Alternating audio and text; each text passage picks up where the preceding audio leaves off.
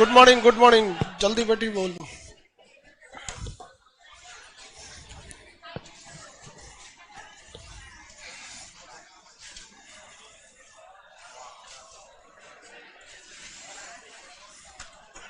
बौद्ध धर्म के बारे में बता रहे थे।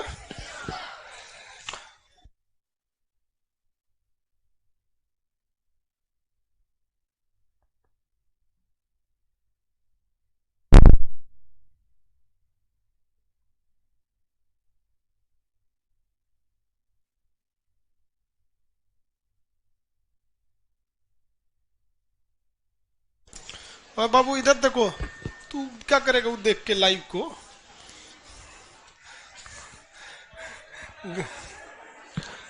गुड मॉर्निंग सब लोग को। लाइव क्लास बैठ जाएंगे सब लोग। सब लोग को गुड मॉर्निंग। यहाँ पटना सेंटर, किसी को कोई दिक्कत नहीं। आप किससे बतिया रहे हैं बाबू? रख दीजिए, चैटिंग बंद कीजिए, नहीं तो सार्वजनिक संपत्ति हो जाएगा वो। बाबू में लाइव सेंटर, सब लोग जल्दी जल्दी व्यवस्थित हो जाएं। और आप लोग किस दुनिया से आए हैं बाबू? आपको समझ नहीं है कि खड़े हैं तो पीछे किसी को दिख रहा होगा। यहां आके बैठ जाओ, आगे इधर आगे की ओर आके बैठ जाओ। क्या सोच रहे हैं बेवकूफ कहीं का? तो रोक के हम लाइव सेंटर को रोक के तुम लोग को बैठाएंगे? खुद से बुद्धि नहीं है। चलिए वो स्टार्ट करना। अरे बेवकूफ, गुड मॉर्निंग ऐसे होता है, गुड मॉर्निंग, समझ में गया? ऐसे बोलता है। इस सबको हाथ उसी पे टाइप हो गया है। ये कौन सा गुड मॉर्निंग है तुम्हारा?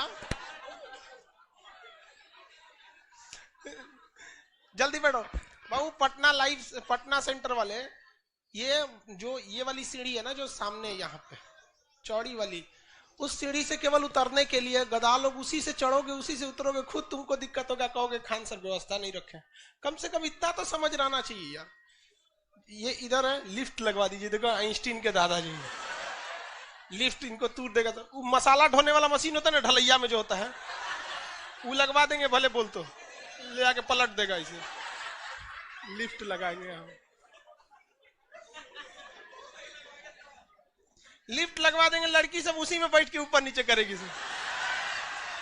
कहेगी से आज नहीं पढ़ेंगे, आज बस ऊपर नीचे करते हैं। जल्दी बैठो बाबू। इस क्लास में लाइव वाले लोग देखिए, आप लोग में और पटना सेंटर वाले में एक फायदा है। आप लोग को आगे चल के मोटापा की समस्या आ सकती है, फैट की समस्या आती है। पटना जो सेंटर पे पढ़ रहा है, हॉल नंबर 1 में, उसको मोटापा की समस्या नहीं आई। सीढ़ी चढ़ने के बाद हाँफ जाता है। पूरे पटना में सबसे ऊपर क्लास है। चलिए अब स्टार्ट करते हैं हम लोग। बौद्ध धर्म के बारे में बहुत कुछ चीजें आपको बताए थे। क्या बौद्ध धर्म पाली भाषा में दिया या संस्कृत भाषा में? उस समय की सबसे लोकप्रिय भाषा हाँ पाली भाषा में। चलिए ठीक है, कोई दिक्कत नहीं है। अब हाँ किसको खड़े हैं सब क्या?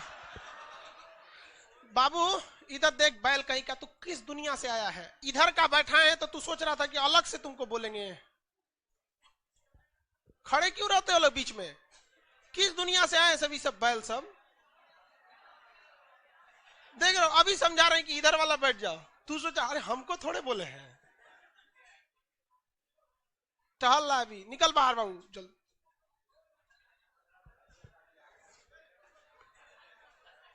बहुत परेशान है बेवकूफ कहीं का। मार तो लड़की लोग 2 हाथ लगा दो, पिटा जाएगा, मोक्ष मिल जाएगा तो।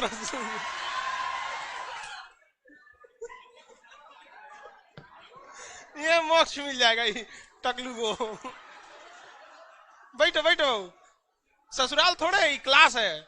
यहाँ जमीन पे भी बैठना पड़ेगा, समझ में क्या? अब कोई दिक्कत नहीं ना है। जमीन पे बैठने वाला जमींदार होता है, चौकी पे बैठने वाला चौकीदार। आगे चलिए देखिए। बौद्ध धर्म में हम आपको बता दिए थे, महात्मा बुद्ध को ज्ञान की प्राप्ति बोध गया में, गया जिला में, एक गया जिला स्टेशन से थोड़ा दूर, अगर गया स्टेशन पे उतरेंगे तो वहां से 13-14 किलोमीटर जगह पड़ेगा बोध गया। वो बोध गया नाम इसलिए पड़ गया क्योंकि वहां महात्मा बुद्ध को ज्ञान की प्राप्ति हुई थी। पीपल वृक्ष था या साल वृक्ष था? पीपल का भी। नदी का नाम ऋजुपालिका नदी, उसका दूसरा नाम निरंजना नदी, फल्गु नदी। ऋजुपालिका पे किसको मिला था? जैन धर्म। महात्मा बुद्ध को जब ज्ञान की प्राप्ति हुई थी तो वह दिन कौन सा था? वैशाख पूर्णिमा।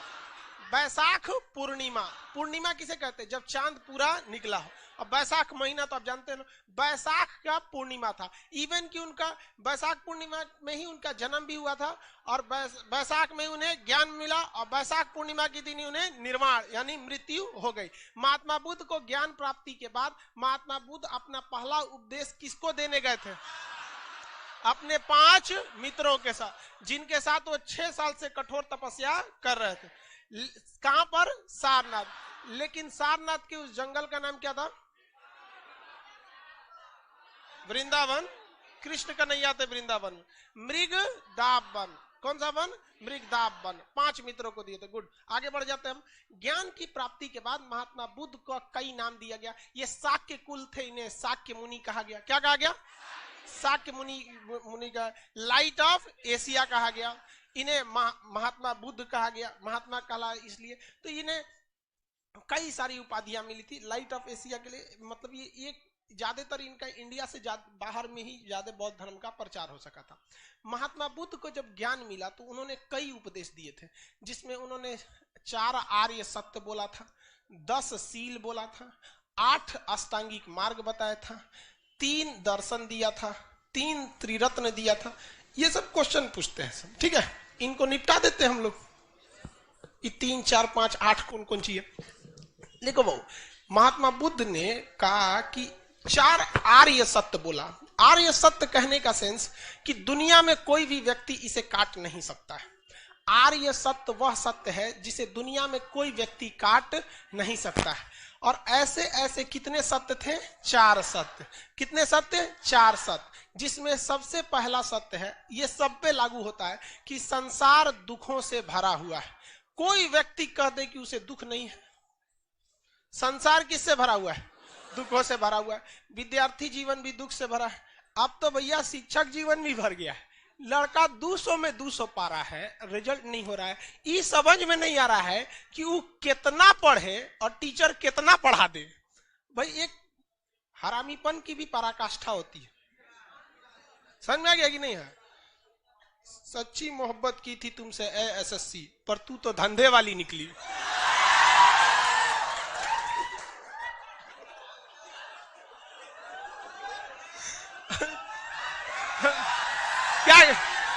क्या कीजिएगा? अब हम, आपका गुस्सा नहीं आता है? हमारा बस चलता ना, अगर मेरे सामने मिल जाते ना तो हम, मेरे पैर में फिर जूते नहीं रहते। वो आप समझदार हैं, वो जूते कहां चले जाते हैं। तो पूरा संसार दुखों से भरा है। लाइव क्लास भी दुखों से भरा है। एसएससी का भी हाल वही है। सबको पता है कि वैकेंसी 19 में आई थी और 24 में ही वो क्लियर होगी, वो भी 24 हेलने के बाद। 24 हेलने के बाद। वो भी आपको पता है कि 19 में कुछ था। क्या था? चुनाव। 24 में फिर होने वाला है चुनाव। तो हम लोग बैठो, चलिए ध्यान दीजिए। तो संसार किससे भरा हुआ है? दुखों से। सबको। उसके बाद महात्मा बुद्ध ने कहा कि हर दुख के पीछे कोई ना कोई एक ठोस कारण जरूर है। कोई ना कोई एक ठोस कारण जरूर है। ऐसा नहीं है कि बिना मतलब का दुखी है। समझे में नहीं? कभी कभी इंसान के ऊपर एक हेडेक हो जाता है, देखेंगे ना, सर दर्द करने लगेगा आपको। अब समझे में नहीं है कि क्या टेंशन है हमको। कभी कभी ऐसा होता है। हाँ, लॉकडाउन में हमको भी हो गया था। दिन भर पढ़ाने का आदत और लॉकडाउन में घर बैठल लो, समझे में नहीं आता था क्या हुआ है भाई। तो उन्होंने कहा कि ऐसा नहीं होगा। पूरी दुनिया में जितने दुख हैं, हर दुख का कोई ना कोई एक ठोस कारण है। आपका कारण है आपका जल्दी जॉब नहीं हो रहा है। कई ठोकों को जॉब के अलावे कोई मिल नहीं रहा है जल्दी, ये भी कारण है। बहुत बड़ा बड़ा कारण होता है कि नहीं होता है? हाँ, लड़की सब में भी कारण होता है। उन लोग को लड़की कम होती है सभी सब मैटर में, सब बराबर रहता है। समझ में आ गया? ऐसा थोड़े। चलिए ध्यान से समझिए। तो हर दुख का कोई ना कोई क्या है? एक ठोस कारण है। लाइव वाले आप लोग का भी कारण है? सर वो कह रहा है कि सर मेरा कारण एक्स वाला है। अरे लड़की का एक्स होता है रे, लड़का का तो एक्स वाई जेड सब होता है। लड़की का दिल छोटा होता है, उसमें केवल उसके परिवार वालों के लिए बॉयफ्रेंड या पति का जगह रहा। लेकिन लड़कों का दिल इतना बड़ा बनाया भगवान, गर्लफ्रेंड का, उसकी सहेली का, पत्नी का, साली का, उसकी सहेली का। अरे इतने कमीने होते हैं कि दोस्त की गर्लफ्रेंड को नहीं छोड़ते हैं। तो आप बताओ किसका दिल बड़ा? हाँ? लड़का का। लड़कों का दिल होटल होता है, होटल। चलो ध्यान से समझो, उधर से माइक का गड़बड़ हो रहा है जी। देखो, हर दुख का कोई ना कोई क्या है? कारण। और अगर महात्मा बुद्ध ने कहा कि हर दुख का कोई ना कोई कारण है, लेकिन हर कारण के पीछे केवल और केवल इंसान की इच्छा छुड़ी है। हमें क्या है? इच्छा है, जिसे हम क्या कहते हैं? उम्मीद। ये ससुरा सच में सबसे बड़ा दिक्कत है, इच्छा है। अब मान के चलिए आपकी इच्छा थी आपका नौकरी होने का, कट ऑफ से पीछे रह गए, तो दुख तो है, बट कारण क्या है? इच्छा। अब आप बताइए, जिसे इच्छा ही ना है कि हमें नौकरी करना है, तो उसको स्पेशली तो नौकरी को लेके कोई दुख नहीं होगा, कभी दुख नहीं होगा। अब मान के चलिए किसी को इच्छा ही नहीं है, हमको हेलीकॉप्टर में घूमना है, जैसे आप सब में किसी की इच्छा है हेलीकॉप्टर में घूमने की? पहले ठेला पे घूम,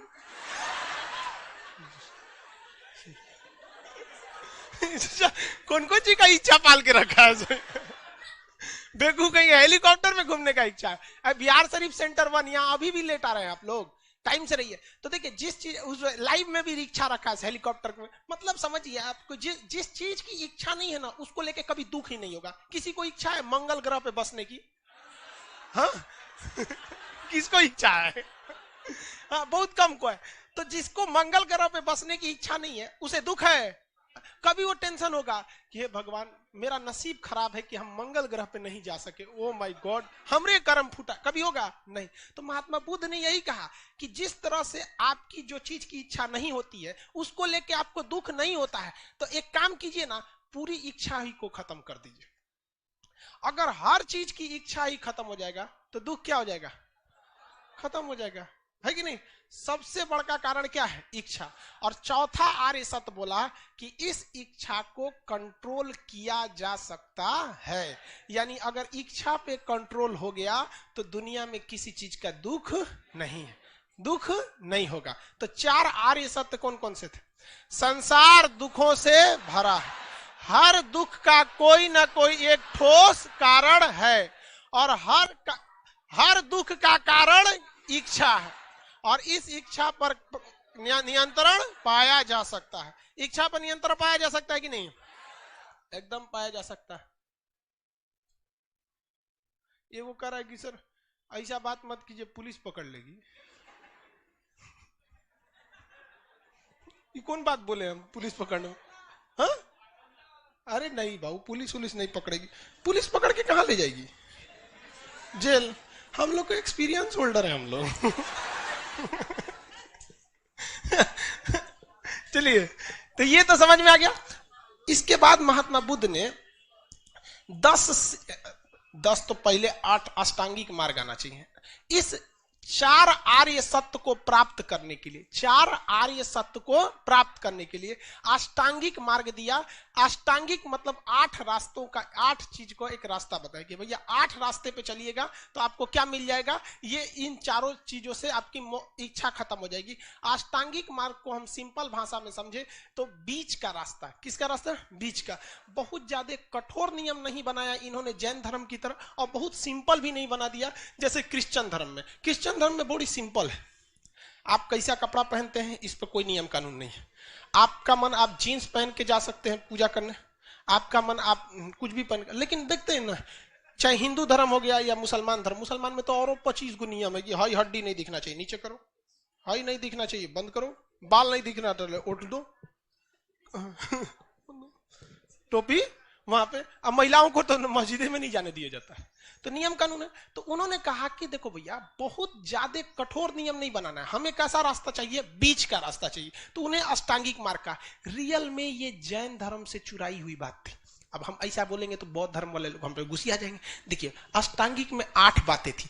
पहला था सम्यक दृष्टि। सम्यक दृष्टि वो जैन धर्म में क्या था? KFC, KFC, सम्यक ज्ञान, सम्यक फेथ विश्वास, सम्यक कैरेक्टर यानी आचरण।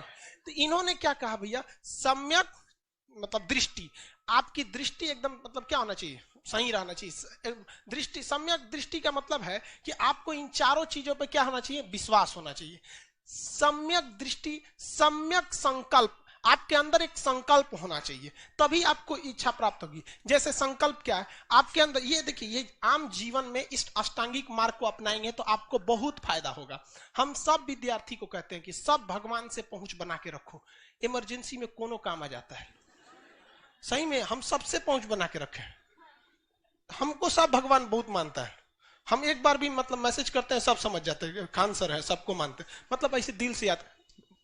कब हनुमान जी को याद कर लो, ओ माय गॉड फादर, तुरंत हाँ ठीक है, इनका फाइल नहीं रुकना चाहिए। तो आप सबको कहते हैं सब भगवान से पहुंच बना के रखिए, आप बहुत आगे जाएंगे। कोई दुख बीमारी आपको नहीं पीछा कर सकती है। लेकिन आप जरा सोचिए कि एक भगवान को खूब वैल्यू देंगे, दूसरा से दुश्मनी लेके रखेंगे, ओके एरिया में घुसेंगे तो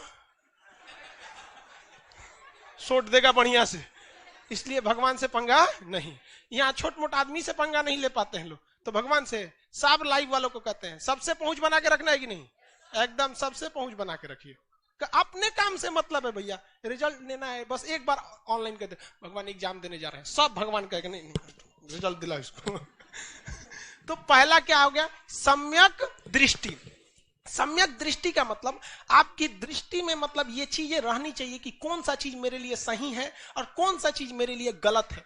इवन आपका दिमाग कहता है बहुत सारी चीजों में कि भाई जो तू ये कर रहा है ना ये गलत है, लेकिन एक ऐसा चीज भी है जो आपके बॉडी में जो इंसिस्ट करता है अरे छोड़ो ना। जैसे सबसे सिंपल एग्जांपल करते हैं, आपका जब पढ़ाई का मन करता है तो आप कहते हैं कि थोड़ा सा यूट्यूब देख लेते हैं क्या क्या अपडेट है।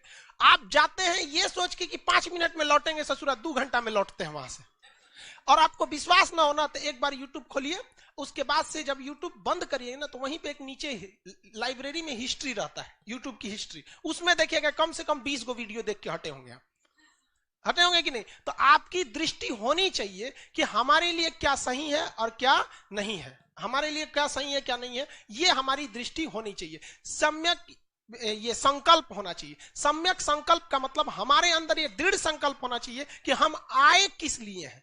आप पटना किस लिए आए, पढ़ने के लिए। सीरियस नहीं पढ़ेंगे तो आप अष्टांगिक मार्ग पे नहीं चल रहे हैं। तो पहला काम इन्होंने क्या, इस अष्टांगिक मार्ग से क्या समझ लेता है, सम्यक संकल्प का मतलब यह होता है कि जिंदगी में जिस चीज का आपने संकल्प लिया है पहले वो काम निपटाइए, उसके बाद आपके लिए दुनिया का कुछ भी है। आप एक स्टूडेंट है, आपके लिए दुनिया का सबसे पहला काम है कि आप पढ़ाई कीजिए, जो आज के लिए जितना पढ़ना चाहिए उतना पढ़िए, उसके बाद आपको जो करना है आप अगर करेंगे तो आप सक्सेस हो जाएंगे, नहीं तो कुछ नहीं। हम एक शिक्षक हैं, हमारा सबसे फर्स्ट प्रायोरिटी क्या है, क्लास लेना है।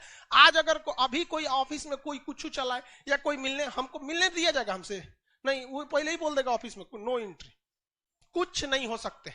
सम्यक संकल्प है कि भैया हमको पढ़ाना है। अब आप खुद सोचिए कि अगर पढ़ाते में हम चल जाएंगे, कौन आए हैं बैठिए चाचा बैठिए, ऐसे चाचा गई, संकल्प मेरा क्या है, पढ़ाने का। तो आपका जो संकल्प है आप कीजिए। तीसरा है सम्यक वाक। वाक मतलब हमारी भाषा का, सम्यक वाक मतलब हमारी भाषा का। तो सम्यक वाक का मतलब क्या होता है, हमारी भाषा बहुत अच्छी होनी चाहिए। हमारी भाषा कैसी होनी चाहिए, अच्छी होनी। लाइव वाले लोग, बायोलॉजी का क्लास थर्सडे से चालू हो जाएगा, ठीक है, बायोलॉजी थर्सडे ना, थर्सडे को है, याद दिलाना जी हमको, सम्यक याददाश्त गड़बड़ है मेरा, ठीक है। टाइमिंग सुबह 8 बजे, जस्ट इससे पहले बायोलॉजी शुरू होगा। तो सम्यक संकल्प का मतलब समझ में आ गया। सम्यक वाक मतलब हमें अपनी भाषा का मर्यादा का ध्यान रखना है। आपको पता है इस सम्यक वाक पर कोई ध्यान क्यों नहीं देता है। हिंदुस्तान में 80% झगड़ा का कारण यही सम्यक वाक है। हम अपनी जुबान से क्या कर जाते हैं, लड़ जाते हैं। इसका सबसे ज्यादा भुक्तभोगी अगर दुनिया में कोई है तो महिलाएं हैं। सबसे ज्यादा बेचारी सबसे ज्यादा घर में काम करती है। सुबह जब आप सोए रहते हैं ना तो आपकी भाई बहन होगी या मम्मी होंगी, आप देखिएगा, या फिर आपके बड़े भैया की शादी हो गई होगी, आपकी भाभी होंगी लोग, कई को शादीशुदा है कि नहीं इसमें, हाँ है 2-4 को। तो आप देखिएगा आप जब बिस्तर में रहते हैं ना तो तब तक झाड़ू वगैरह लगा देती है, पोछा वगैरह घर और लीप देती है, सुबह उठ के बर्तन साफ उफ करके नाश्ता वास्ता रेडी करके आपको चाय पहुंचा के तब उठते। फिर भी आदमी झाड़ देता है किसको, ओकरे झाड़ देता है आदमी। रीजन क्या है कि उसको सम्यक वाक वाले में तनिसा क्या है, दिक्कत है। जैसे सबसे अच्छा एग्जांपल देखिए कंगना रनौत, उसको क्या बोलना है क्या नहीं बोलना है कोई पता नहीं, उसके सिलेबस का हिस्सा है या नहीं है ना, जो बोल दो यहाँ पे। तो सम्यक क्या होना चाहिए, वाक होनी चाहिए, ये बर्बाद कर देगा आपको।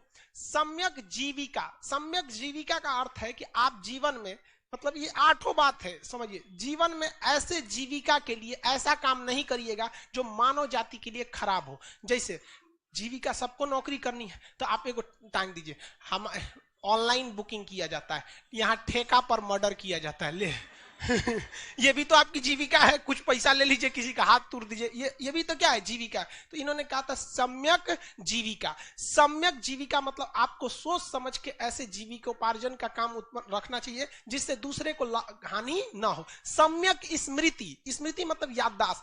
आप कोई काम कीजिए ना तो इतना एकाग्रचित होके कीजिए, इतना ध्यान लगा के कहिए कि डायरेक्ट आपकी मेमोरी में याद हो जाए। अब ये बिजनेसमैन के लिए ये होना चाहिए कि हमारा ग्राहक किस चीज के लिए लौटा है, किसको कितना उधार दिए हैं।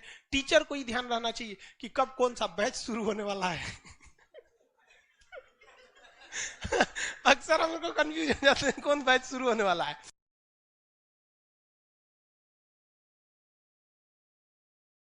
शुरू होने वाला है अक्सर हम लोग को कंफ्यूज हो जाते हैं कौन बैच शुरू होने वाला है। स्टूडेंट को लेके ज्यादा जरूरी है, क्यों? क्योंकि भैया उसका क्या पढ़ाए हैं क्या नहीं पढ़ाए, इसका पूरी तरह से उसको रिवीजन रहना चाहिए। तो ये सारे चीजों को मिलाने पे क्या बनता है, अष्टांगिक मार्ग। अब ये अष्टांगिक मार्ग का अंदर से आपको क्वेश्चन नहीं पूछेगा कि अष्टांगिक मार्ग में क्या क्या चीजें आती हैं, हम आपको समझा दिए। तो बताइए 4 आर्य सत्य को प्राप्त करना है तो कौन सा रास्ता चाहिए, अष्टांगिक मार्ग चाहिए। अष्टांगिक मार्ग में अच्छी अच्छी बातें लिखी गई थी। इसके बाद महात्मा बुद्ध ने 10 बहुत ही महत्वपूर्ण उपदेश दिए, 10 महत्वपूर्ण उपदेश दिए। उन 10 महत्वपूर्ण उपदेशों को सील कहा जाता है। क्या कहा जाता है, सील। सील की संख्या 10।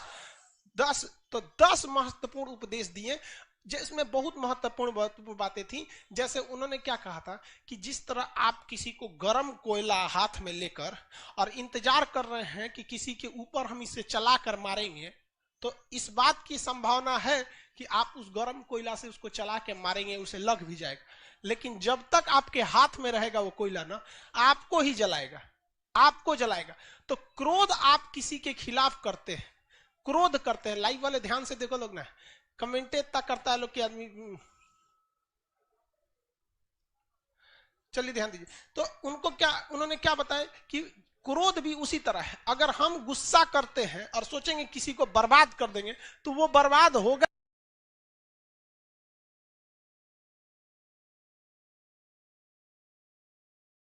तो वो बर्बाद होगा या नहीं होगा कोई कंफर्म नहीं, लेकिन हम अपना समय अपनी ऊर्जा जरूर बर्बाद कर रहे हैं। ये सब चीजें। दूसरा मतलब इन्होंने टोटल 8-10 बड़े बड़े उपदेश दिए थे जिसे हम लोग क्या कहते हैं, सील कहा गया। तो महात्मा बुद्ध के 10 महत्वपूर्ण उपदेश सील। अष्टांगिक मार्ग कितनी संख्या, 8। 4 सत्य, सॉरी 4 आर्य सत्य तो बता दिए। अष्टांगिक मार्ग की संख्या 8, सील की संख्या 10, सील की संख्या 10। अब इसमें सील कितने हैं ये सब अब धर्म थोड़े ना अपनाने जा रहे हैं आप लोग कि पूरा डीप से जानकारी लेगा आपसे। ये सील हो गए सब यहाँ पे। अब इसके बाद इन्होंने 3 और सिद्धांत दिए, 3 इन्होंने दर्शन दिया, 3 दर्शन। जबकि वैदिक काल में कितने दर्शन थे बता सकते हैं, हाँ 6 दर्शन थे। कितने, 6, 6 दर्शन। ये आर्य सत्य हो गया, ये सब हो गया। 3 दर्शन दिए। दर्शन मतलब क्या हो गया भैया, दर्शन मतलब सिद्धांत, एक तरह का नया सिद्धांत कहा गया, उसे क्या कहा, सिद्धांत। हाँ 6 दर्शन तो वैदिक काल में थे वहां पर, जिसे हम लोग 6 दर्शन के नाम से जाने थे। अब इन्होंने 3 दर्शन दिया। सबसे पहला दर्शन दिया अनईश्वरवाद। कौन सा, अनईश्वरवाद, कि दुनिया में ईश्वर कहीं नहीं है दुनिया में ईश्वर कहीं नहीं। जरा बताइए तो क्या जैन धर्म के महावीर स्वामी ने ईश्वर की अस्तित्व को माना था?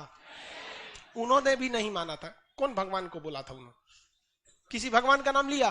नहीं। इन्होंने कहा कि भैया ईश्वर वगैरह कुछ भी नहीं है, ईश्वर नहीं है। तो थोड़ा सा ये अलग हो गया, मतलब समझ रहे ना, हिंदू धर्म से तो मैचिंग में थोड़ा सा बात, थोड़ा सा जैसे हिंदू धर्म में बहु ईश्वरवाद की बात है। बहु ईश्वर मतलब बहुत सारे देवी देवता है, मेन 3 है, ब्रह्मा विष्णु महेश, बाकी लोग की तो कमी नहीं है कि नहीं। तो जबकि इन्होंने 3 सिद्धांत में क्या किया, अनेश्वरवाद। अनेश्वरवाद, अनेश्वरवाद का मतलब क्या होता है कि इन्होंने भगवान को माना ही नहीं कि भाई भगवान कुछ नहीं होता है। लोग आप अच्छा काम कीजिए, अगर आपको मोक्ष मिलेगा तो आपकी जो इच्छा है, ये जो इच्छा, सबसे खराबी क्या चीज है, आर्य सत्य में सबसे बड़ी समस्या क्या है, इच्छा। जैन धर्म में सबसे बड़ी बाधा जो थी वो आत्मा को बताया गया था। किसे बताया गया, आत्मा, कि हम अगर अपनी आत्मा को आराम देंगे तो ये आत्मा अगला जन्म लेगी यही आराम खोजने के लिए। लेकिन जैन इन्होंने क्या कहा, महात्मा बुद्ध ने कहा कि अगर हम अपनी सारी इच्छाओं को पूरा करेंगे तो आत्मा दोबारा जन्म ले लेगी, किसके लिए, इच्छा को पूरा करने के लिए। क्योंकि जिस जगह आपको बढ़िया बढ़िया खाना मिल जाए, बहुत बढ़िया से इज्जत मिल जाए, उस जगह में आप सोचेंगे दोबारा जाए, समझ कि नहीं। जिस बारात में उतरते नाश्ता मिल जाता है हाँ, तुरंत सब आदमी वहां जाना चाहता है कि नहीं। आज पता चला कोई को ऐसा जगह पूछबे नहीं करता है, दूल्हा को लेके चल गया से बाकी बाराती भाड़ में जो कई जगह ऐसा होता है, दूल्हा गया और उसको पता नहीं कहाँ लेके चल जाता है और नो एंट्री लगा देगा कि इधर एंट्री नहीं है। तो दोनों ने एक बात कहा, चाहे वो जैन धर्म हो चाहे वो बौद्ध धर्म हो, दोनों ने बोला कि भाई साहब दोनों का यही कहना है कि आत्मा होती है। दोनों ने कहा कि पुनर्जन्म होता है। दोनों ने कहा कि पुनर्जन्म को रोकने के लिए हमें मोक्ष प्राप्ति करनी है। लेकिन पुनर्जन्म का कारण जैन धर्म ने किसे बताया, आत्मा को, और बौद्ध धर्म ने किसे बनाया, इच्छा को। उन्होंने किसे तड़पाने की बात कहा, आत्मा को, और इन्होंने किसे तड़पाने की बात कहा, इच्छा को। आत्मा को तड़पाने के लिए संलेखन विधि किसने दिया, जैन धर्म, और इच्छा को कंट्रोल करने के लिए अष्टांगिक मार्ग किसने दिया, बौद्ध धर्म। किसने दिया, बौद्ध। जब मेंस लिखिएगा ना पीसीएस के एग्जाम या किसी चीज के एग्जाम में, तो आपको ये चीज पूछेगा कि भाई दोनों में अंतर या दोनों में समानता करके बताइए। वो ये नहीं पूछेगा महात्मा बुद्ध का जन्म कहाँ हुआ था, वो सब ये सब एक दिन वाला एग्जाम में पूछता है, महात्मा बुद्ध बिहारी थे कि कहाँ के थे, लुम्बिनी में किसका जन्म हुआ, ये सब बच्चा वाला क्वेश्चन। वहां ये समानता वगैरह पूछेगा आपको, समझ आ गया। इच्छा को कंट्रोल करने के लिए कौन सा मार्ग दिया, अष्टांगिक मार्ग। कौन सा मार्ग, अष्टांगिक मार्ग। कितने सील, 10। दर्शन कितने, अनेश्वरवाद पहला हो गया। दूसरा हो गया शून्यवाद। कौन सा हो गया, शून्यवाद। शून्यवाद का मतलब होता है दुनिया में हर चीज शून्य है, मतलब कोई बड़ी कोई छोटी नहीं, कोई बड़ी और कोई छोटी नहीं। अगर कोई राजा ये सोचता है कि मेरा साम्राज्य बहुत बड़ा है, तो उसे ये देखना चाहिए कि सिकंदर का भी साम्राज्य बहुत बड़ा है, बहुत बड़ा था। और अगर कोई व्यक्ति ये सोचता है कि वो बहुत तुच्छ प्राणी है, बहुत छोटा है, तो उसे ये भी देखना चाहिए कि चाय बेच के नरेंद्र मोदी प्रधानमंत्री बने, अखबार बेच के अब्दुल कलाम राष्ट्रपति बन गए थे, कॉलेज में घुस के पढ़ने नहीं दिया भीमराव अंबेडकर को, उन्होंने संविधान के रचयिता हो। तो कहने का सेंस आज के समय में कि दुनिया में शून्यवाद है, कोई भी सर्वश्रेष्ठ नहीं है। जो इसका क्षणिकवाद, क्षणिकवाद का मतलब है दुनिया में कोई भी चीज अस्थायी नहीं है, नथिंग इज परमानेंट। हर चीज क्या हो रही है, चेंज हो रही है, हर एक चीज चेंज हो रही है। जो आज सबसे सुप्रीम पर है वो कल शायद सुप्रीम में ना रह सके। हर चीज क्या हो रही है, अस्थायी नहीं है, क्या है, अस्थायी। अब इसका करंट सिनेरियो में एग्जांपल देखेंगे। डोनाल्ड ट्रंप थे, एक समय बड़ी कूद रहे थे, ये करो वो थे, ये करो वो करो, आज कुत्ता ना पूछ रहा है उनको, है कि नहीं। भारत में एक समय था कांग्रेस का राज था, हाँ। अब कुछ दिन में कांग्रेस को ऐसा ना हो कि जिस हिसाब से कांग्रेस का पतन चल रहा है हमको इतिहास में पढ़ाना पड़ेगा। कोई ठीक है जिस हिसाब से चल रहा है में हर एक चीज क्या है, क्षणिक है, कभी भी कोई चीज अस्थाई नहीं है। तो ये 3, दुनिया में हर एक चीज क्या है, क्षणिक है, कभी भी कोई चीज अस्थाई नहीं है।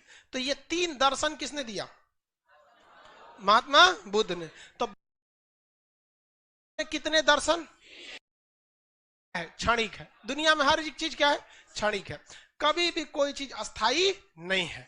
तो ये 3 दर्शन किसने दिया, महात्मा बुद्ध ने। तो बौद्ध धर्म में कितने दर्शन?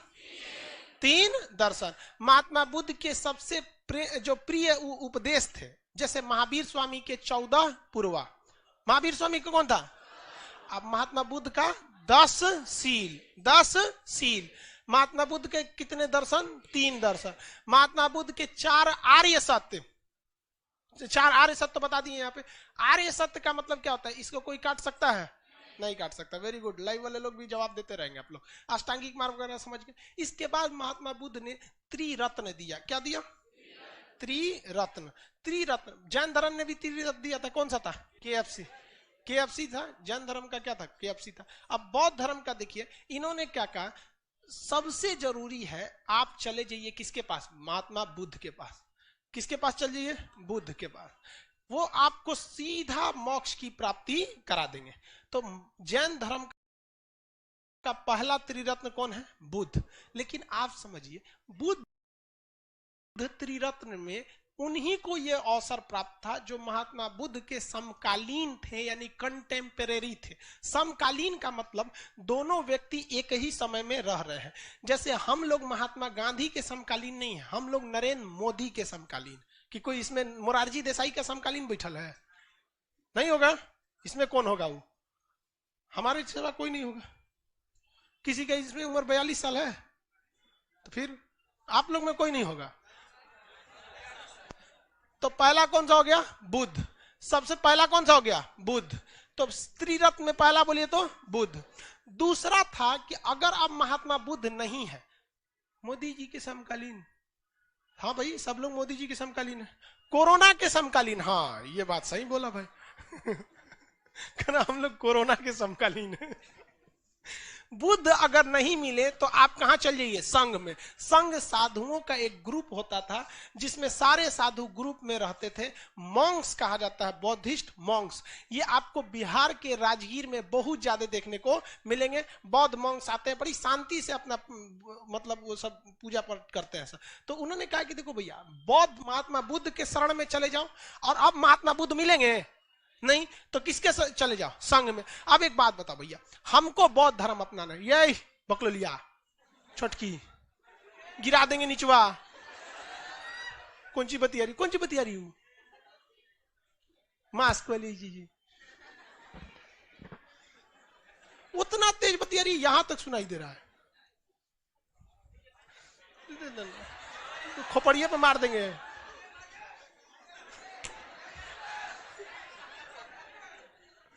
लड़की सबका बातें खत्म नहीं होता है, पता नहीं कौन सी बतियाएगी।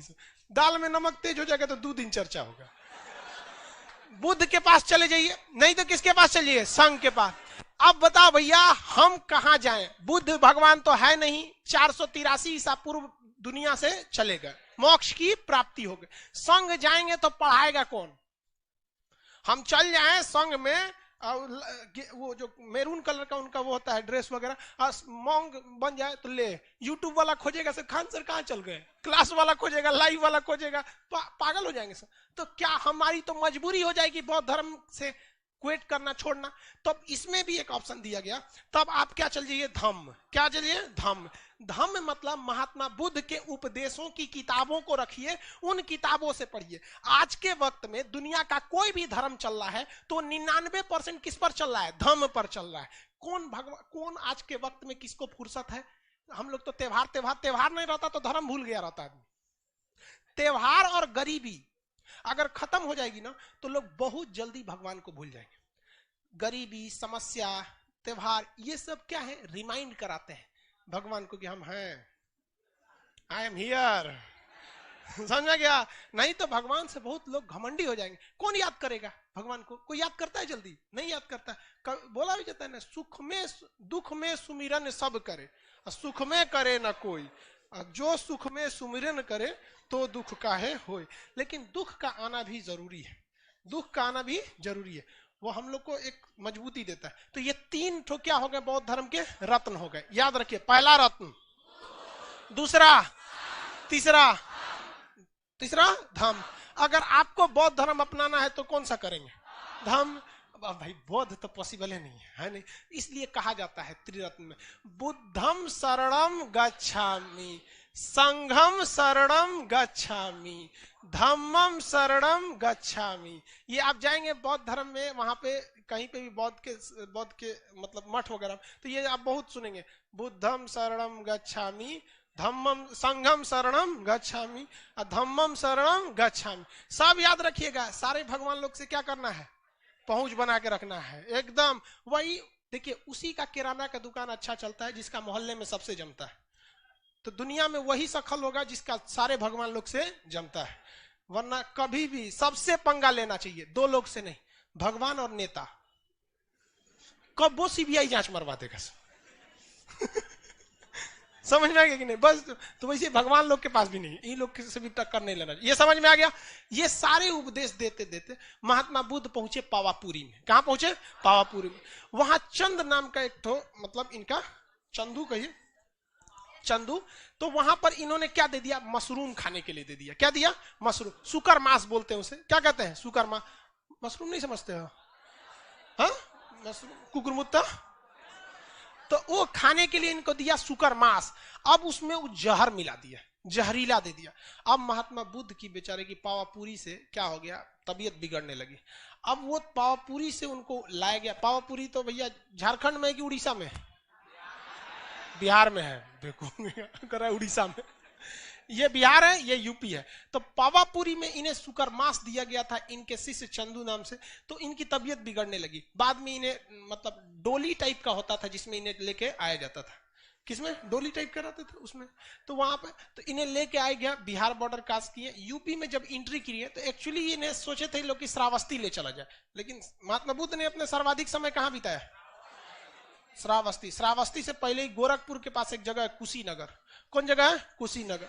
कुशीनगर उस समय मल्ल महाजनपद में आता था। किस में आता था? मल्ल महाजनपद में।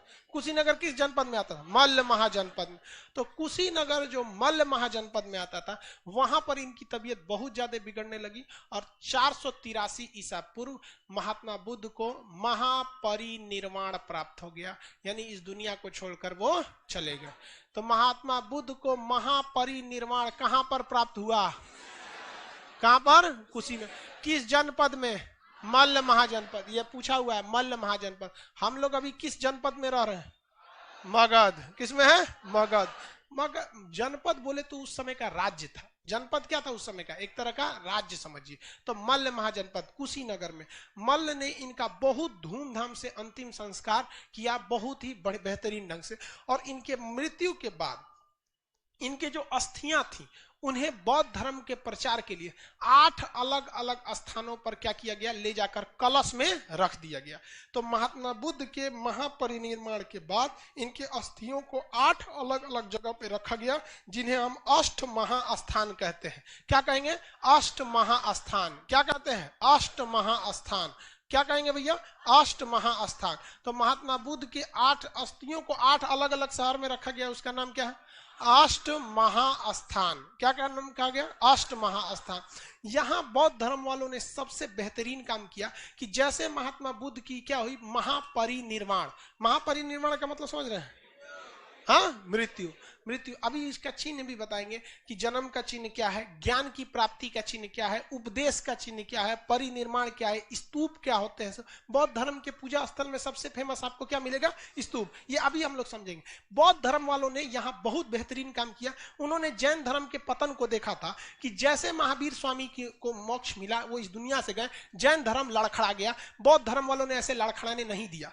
इन दोनों में कंपेरिजन समझिएगा। महात्मा बुद्ध की देहांत कब होता है? 483। इसी समय पूरी दुनिया से बौद्ध भिक्षुकों को बुलाकर एक बहुत ही विशाल सम्मेलन कराया गया।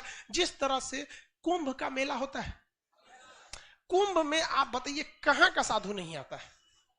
आप देखे होंगे, हम लोग के समय में भी कुंभ हुआ था जब हम लोग इलाहाबाद में पढ़ते थे। तो उस समय बहुत ही बड़ा कुंभ होता है, बहुत बड़ा कुंभ। 4 जगह ही होता है इंडिया में। एक ऊपर में हरिद्वार, फिर इलाहाबाद, उज्जैन और नासिक पर 4 जगह क्या होता है? कुंभ होते हैं। वैसे ही बौद्ध धर्म ने जैसे महात्मा बुद्ध की मृत्यु हुई, पहला बौद्ध संगीति तुरंत मृत्यु के समय ही बुला दिया 483 ईसा पूर्व। 483 ईसा पूर्व। तो बौद्ध धर्म में पहली बौद्ध संगीति जबकि जैन धर्म में देखेंगे तो पहली जैन संगीति कब हुई थी? 300 ईसा पूर्व, और उसके बाद अगला हुई 600 ईस्वी। कितना का गैप कर दिया? 900 साल का। 900 साल में तो आदमी इतिहास भूला जाता है, लेकिन इन लोगों ने ऐसा गलती नहीं किया। ठीक अगले 100 साल बाद 483, 383। दूसरी बौद्ध संगीति कब कर दिया? 3 साल बाद। पहला 483, 383। तीसरा कर दिया 255, 255। उसके बाद चौथा में बहुत लेट हुआ था, लगभग 250 साल के बाद पहली सदी में, प्रथम सदी में कर दिया, पहली सदी में किया। तो टोटल कितने बौद्ध संगीतियां? टोटल बौद्ध संगीति 4। कौन कौन सा, कब कब याद रखिए? पहला 483, 383, 255 पहली सदी। 483, 383 चश्मा वाला। 483 के बाद 283 कैसे आएगा? अरे तनी तनी घसकाओ ना यार, प्रथम से देखना। 4 3 2 1, तनी तनी घसकाओ। हेल का जा रहा है? नहीं हेलिए। पहला 483, 383, 255। एप्लीकेशन वाला एक कदम आगे है, करा कि सर इसको 383 कर दीजिए ना। 283 याद करने में आसान होगा। अरे याद करने में थोड़ा आसान होगा तो आदमी इतिहास बदल दे। 255 है, ये क्या है? 255, 255 बोलिए। 483, 383, 255 पहली सदी। 483, 383, 255 पहली सदी, पहली सदी। अब याद रखते हैं जगह कहां कहां था। तो बिहार का नक्शा अगर आप देखेंगे तो पहला कहां था भैया? राजगीर। नीचे से पहला राजगीर, पहला राजगीर, पहला राजगीर। दूसरा वैशाली, दूसरा वैशाली। तीसरा पाटलिपुत्र, तीसरा पाटलिपुत्र।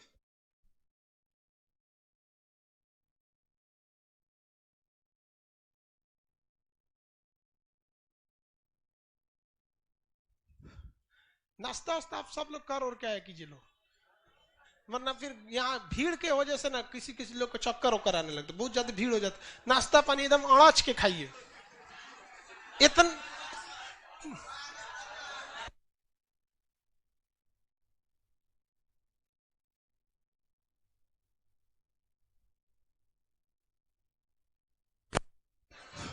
पहला देखिए, सब लोग नाश्ता खाना लाइव वाले यहाँ पटना वाले खा के आई, और खाना इतना खाइए ना कि ऐसे मुंह खोलिए तो दिखाई दे जाए, ऐसे चेक कर लीजिए, ऐसे यहाँ आ जाए छोड़ दीजिए।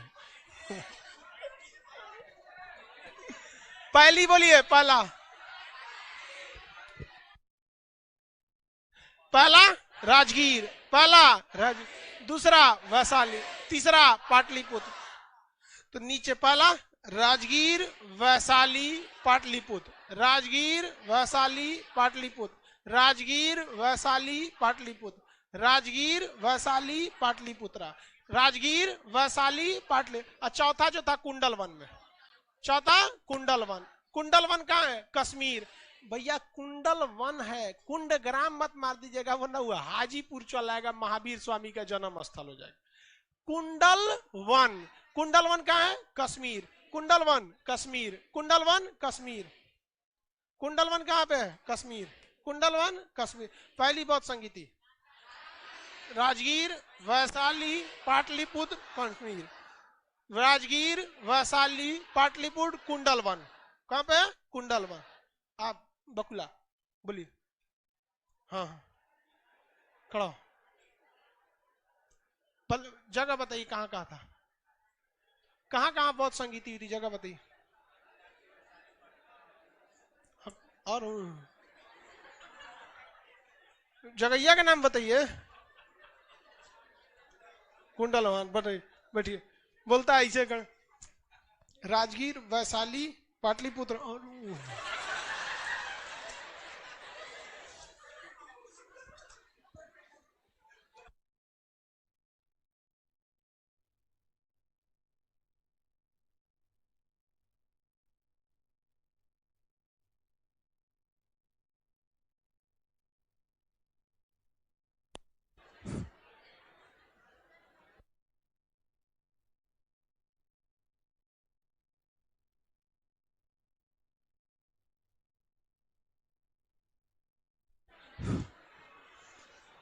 ये चारों बहुत संगीत याद रहेंगे आप लोगों को। लाइव वाले लोग थोड़ा सा नेटवर्क इशू होगा इन लोग का।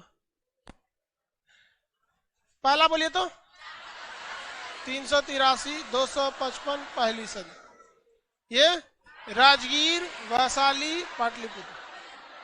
याद हो गया?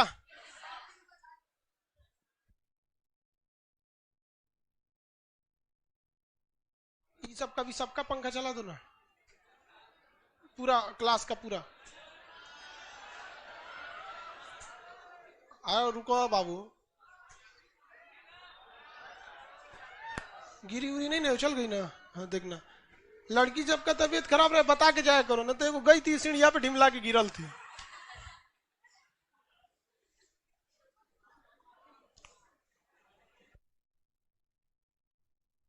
यहां तक कंप्लीट याद रहेगा आप लोगों को। अब इसमें दो चीज पूछेगा जो आप भूलिएगा, किस राजा के समय हुआ था और ससुरा उसका अध्यक्ष कौन था। किस राजा के समय हुआ था और इसका अध्यक्ष कौन था।